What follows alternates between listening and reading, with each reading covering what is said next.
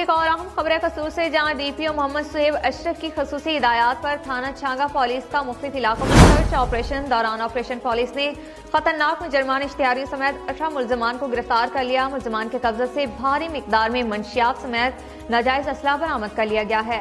मजीद इस पर बात कर लेते हैं अपने नुमाइंदे मोहम्मद अमीन से। जी अमीन, अपडेट कीजिएगा। जी, मैं आपको बताता चलूं कि DPO कसूर सुहेब अशरफ की खसूसी हिदायत पर थाना छांगा मंगा पुलिस ने मुख्तलिफ इलाकों में सर्च ऑपरेशन किया।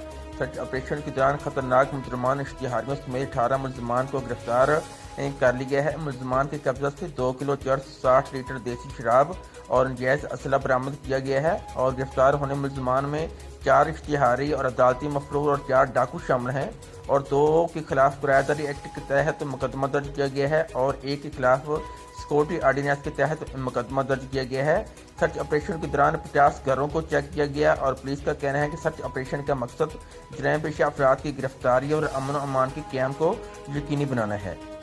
बहुत शुक्रिया मोहम्मद अमीन, आप हमें तफसीलात देते थे।